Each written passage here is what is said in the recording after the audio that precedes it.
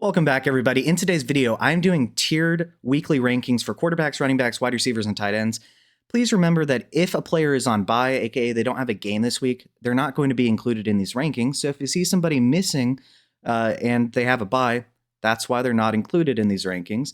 Another thing to mention is players who played on Thursday night are also not going to be included in these rankings. Without further ado, let's get into the quarterbacks here. In the first tier, we have Patrick Mahomes, Caleb Williams, Josh Allen, and Baker Mayfield. The one caveat in this tier is Caleb Williams. There have been reports that there's a chance the weather is going to be poor on Monday Night Football. There's potentially 20-mile-an-hour wind, as well as potentially a little bit of a muddy field. But as we all know, the weather people can't predict weather 5 hours in advance, let alone days. So while there's definitely a chance that the conditions are bad, which would, I think, lower the ceiling of the offense significantly, I'm not going to trust weather predictions for multiple days in advance. And there have been mixed reports as to the veracity of that as well. And the next tier, we have Jayden Daniels, May, Prescott, Nix, Love, Goff, and Darnold. Jayden Daniels goes hand in hand here with Caleb Williams if the conditions are just excessively poor. But I do think that Jayden Daniels has a higher floor due to his rushing upside. And one other player I want to mention here is Drake May. I think he's going to smash this week. In the next tier, we have Matt Stafford and Justin Herbert. I want to mention Stafford here. He's playing against a historically bad Baltimore defense. Trust me, as a Ravens fan, it is awful right now, not fun. I think he's going to go off, and I think he's going to throw touchdowns to both Puka Nacua and Devontae Adams. And I'll tell you right now, I think both of those receivers are going to be top 12 this week. It's just that Stafford doesn't have the rushing floor or ceiling, really, at all. And so in the next tier, we have Bryce Young, Kyler Murray, and Trevor Lawrence. And this one, I want to mention Bryce Young. Jalen Coker is potentially a game-time decision. I think that if Coker is in the game, I would raise him just a little bit because this matchup is so sweet, even for Bryce Young. But I am predicting that Coker does not play in this game, or these projections are without Jalen Coker playing. But that is one thing to note because Coker being there is just one more asset in the passing game for Bryce Young against a terrible Dallas defense. In the next tier, we have Mac Jones, Justin Fields, and Daniel Jones. This tier is quarterbacks that either have no rushing upside at all, but a solid matchup, or quarterbacks that have just about as bad of a matchup as you could dream of, but have awesome rushing upside. I think these guys are very risky plays this week. With Mac Jones specifically, he's already dealing with injury. They're expecting him to play, but he was getting decked and he was limping throughout this past week. So not a good look for his health. And then the final tier, we have Tua, Rodgers, Gabriel, Rattler, Penix, Geno, Flacco, Ward, and Rush. I want to say, Cooper Rush, please don't start him. I don't know what predicament you would be in as to where you would need to start him. I really think that we just need to pay attention to some of the weather this week, specifically with the Commanders and Chicago game. And if the weather reports up until game time, if you cannot afford to have one of these quarterbacks being Daniels or Williams or any of the weapons associated with them in the passing game, if you simply cannot afford to get a bad game from them, I would, in all honesty and transparency, be careful. But if the conditions are not complete garbage, I think that this is going to be a massive week for really both teams on offense. And now we have the tiered running back rankings. In the first tier, we have Jonathan Taylor, Jahmyr Gibbs, Bijan Robinson, Ashton Jeanty, and Christian McCaffrey. I think that all five of these guys, it would not shock me if they were the RB1 this week. I really think every one of these guys is going to go off this week. And Ashton Jeanty, I think we're going to see a new level of upside from him this week. In the next tier, we have Javonte Williams, Devon Achane, Jacobs, Dowdle, and Cook. With Rico Dowdle, yes, this is a revenge game. Chuba Hubbard's out. I think he's going to see a lot of work in the passing game from Bryce Young as well. I think he has a super high floor this week. And the ceiling, we saw what the ceiling potentially could be last week. Although I don't think he's doing that again, to be fair. In the next tier, we have JCM, White, Dobbins, Judkins, and Kyron. I want to mention two players here. With Ja'Cory Krosky Merritt, this projection, once again, coincides with the if the weather is not just so excessively terrible that teams can only run the ball the entire game, I think he's a solid top 12 option as a low-end guy because the Chicago Bears run defense is so bad right now. But if the conditions are as bad as they potentially could be, I would shoot him up a couple spots up these rankings because he has been one of the best runners of the football so far this year. Seriously. The other player I want to mention is Quinshon Judkins. I think he finishes outside of the top 12, but I still think due to volume, especially the safe receiving role, that in a tough matchup against Pittsburgh, he's a high-end RB2 this week. In the next tier, we have Breece Hall, Travis Etienne, and Kenneth Walker. With Kenneth Walker, I think he's going to see a decent bit of work in the passing game this week, and I do think he's going to be efficient on the ground and get a rushing touchdown for us. And I think he's going to do it from a little bit of ways out because, as we all know, once they get close to the goal line, it's the Charbonnet show. In the next tier, we have Derrick Henry, Montgomery, Chase Brown, and DeAndre Swift. With DeAndre Swift, this ranking, like I've said a couple times already, is if the game conditions are not so poor that all the teams are going to want to do is run the football. He gets a boost if the conditions are that poor. If they're not that poor, I think I'll have him down here.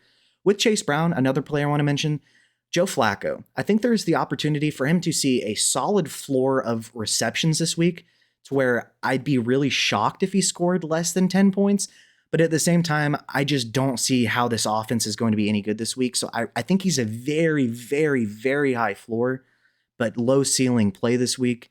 In the next tier, we have Warren, Carter, Stevenson, Charbonnet, and Kamara. With Ramondre Stevenson, I want to mention that, yes, this is a plus matchup on paper, but the offense in general has not been efficient running the football. He's fumbled, I believe, 3 times the past 3 weeks, lost 3 fumbles, if not maybe more than that. But nonetheless, I think that the work is just going to be so split up in this backfield that it's going to handicap everybody. And the next year, we have Pollard, Haskins, Hunt, Vidal, and Harvey. I want to mention Haskins and Vidal. It's very tough to project this week. They say that there is no lead back. I like Haskins is more likely to score a touchdown in general and be probably the guy they'll use along the goal line more often than not. But Vidal, while he looked poor this past season, in a limited sample size, did have a high yards per carry this past week. That'll be interesting to see how that backfield shakes out. And then in the final tier, we have Tootin, Henderson, Algier, and Spears. I think that Tootin, Henderson, and Algier are just touchdown bets if you want a low-end flex right now. And then with Spears, I think he sees a lot more work this week. He was brought along really slowly this past week in a game against Las Vegas that I think is winnable for Tennessee, sadly enough, for Las Vegas. And so I do think he sees a steady reception floor this week and much more involvement than we saw this past week. And I want to give a special shout out to my Patreon members. Thank you to Big Hunt, SP, Mage Jack, Infamy MTG, AOYOB, and The Dawn. Without your support, this would not be possible. As you're probably well aware if you've been watching my videos for a while, I cannot get monetized because of the film breakdowns I do and even just the little videos I have where I have clips of plays in them. They get demonetized every single time, making it, therefore, impossible to collect any revenue. So, obviously, your support is greatly appreciated. And if you are so inclined to become a member, the perks would be you will get access to a private Discord where we have both a real life and fantasy football chat, as well as a voice chat if you just don't want to have to type a bunch of stuff. I'll also give you detailed roster breakdowns and roster reviews where we talk about the strengths and weaknesses of your team. Then we kind of break it down further by looking into the scoring settings themselves and the starting lineup requirements to help you build the best team to help you dominate for years to come. In both Dynasty and then in Redraft, obviously, I'd help you with a good, solid game plan, especially if you know where you're drafting from. Then also give you detailed trade advice based on your specific league settings to help you dominate. Also give you access to private live streams and the ability to not only see videos at least one day early, but also the ability to suggest videos that you would like to be created. So if you would like to support the channel, I would really appreciate it. If not, just please like and subscribe. Let's get back to the video. Moving on to the wide receivers. In the elite tier, we have Puka Nacua and Amon-Ra St. Brown. These guys are so consistent, so talented on such great offenses. And besides the fact that how would you ever sit them, they're just awesome. We appreciate them. In the next tier, we have Rome, Emeka Egbuka, and JSN. With Rome Odunze, once again, this is with the weather not being so excessively terrible that they can't throw the football. I think it's a smash spot of all smash spots for him. He scored in every game so far. And I think even in poor weather conditions, if they can get the ball near the goal line, there is a decent chance he scores based on what I've seen so far from him this year and his connection with Caleb. And Emeka Egbuka. Dude, what a dog. Shout out to you if you drafted Emeka Egbuka. He is the real deal. And a very similar player to JSN, actually. In the next tier, we have Pickens, McMillan, Sutton, Adams, Diggs, and Samuel. Like I mentioned earlier, I think both Puka Nacua and Devontae Adams are top 12 plays this week in a smash spot against a terrible Baltimore defense.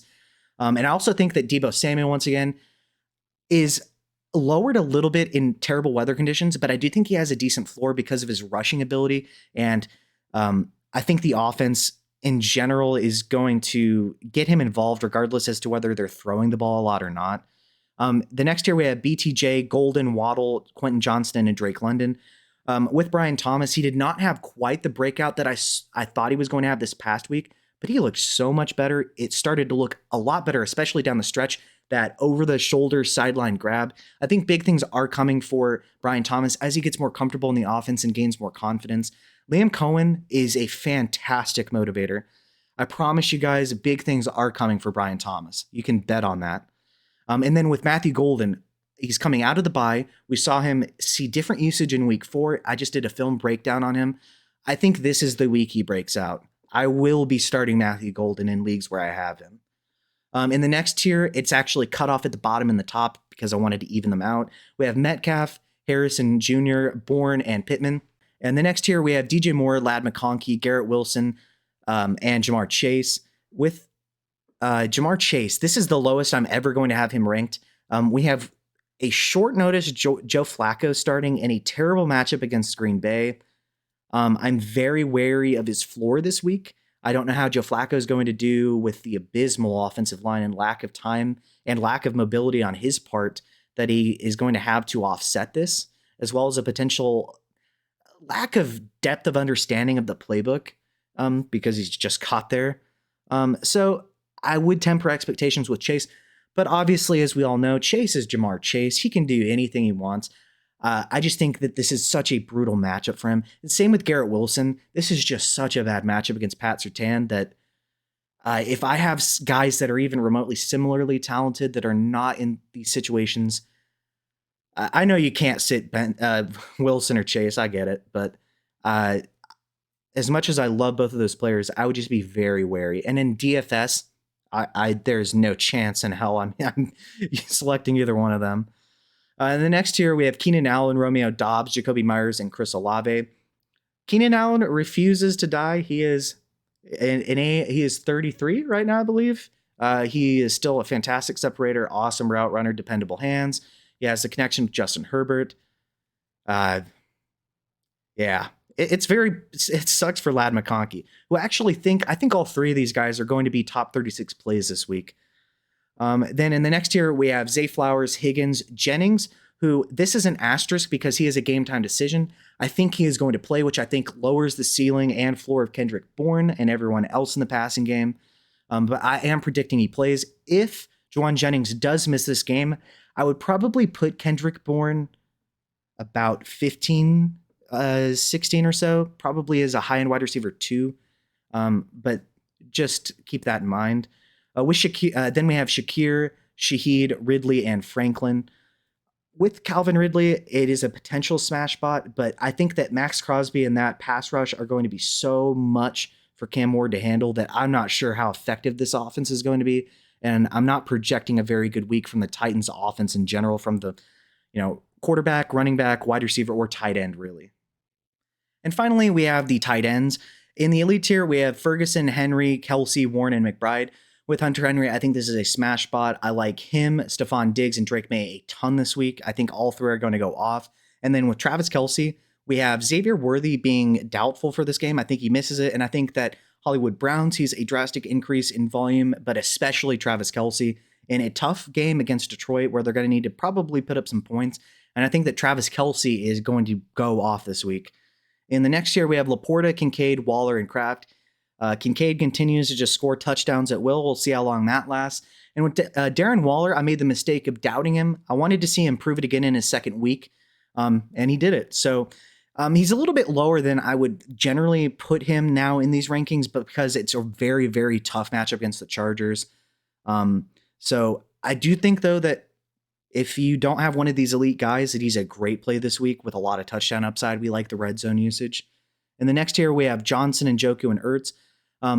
With Juwan Johnson, the target volume he received over the first 3 weeks was just ludicrous, and it dropped off a map.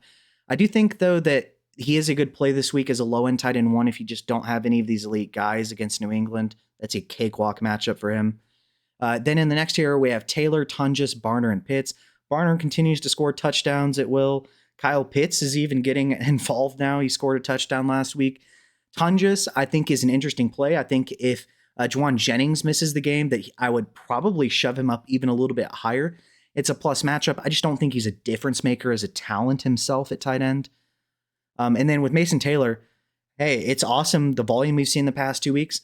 I mean, before the season, when you took a look at the landing spot, you had to say to yourself, right, if this guy is not the second option in the passing game, excluding Breece Hall or running backs, he's just terrible, right? So it's great to see that he has established himself recently as the number 2 option in the passing game. Then we have Fannin, Ingram, and Mayer. With Mayer, it's a middle-of-the-road matchup. He's just not translated at the NFL level like we had hoped coming out as a prospect. But with Brock Bowers not going to play this week, I still think that he's a solid guy that could get a good bit of volume. They have a chance to win this game against the Titans. So I do think that he's a solid option if you're really just throwing a dart throw. And in the final tier, we have Kmet, Otten, Helm, Smith, and Andrews. I want to highlight Gunnar Helm here. Before this past week, the coaches had mentioned that he had been playing well and was likely to see an increase in playing time and target volume on offense. And that specifically happened last week. Now, this week, they've said the exact same thing. So I think there is a real sneaky breakout with Gunnar Helm. When he was performing at the combine, he sprained his ankle running the 40 and then powered through it. So his numbers were atrocious. He's more athletic than the combine numbers would suggest, but he's not, this uber elite Njoku-like athlete at tight end, right? But I do want to mention him as a sneaky add for a lot of potential volume in the future if he can just overtake Chig Okonkwo entirely. With that being said, if you like what you've seen and heard in this video, feel free to like and subscribe. If you would be so kind, I would really appreciate it if you would support me via Patreon. As you know, I'm unable to collect any revenue from these YouTube videos because I do film breakdowns like the Matthew Golden one I just did or the Woody Marks this past week. So yeah, if you would and would like to and you can, I would really appreciate it. But if you do not wish to or cannot, if you could just like the video, subscribe, leave a comment below, that'd be really awesome. Thanks, guys. I hope you kill your matchups this week. Have a good day.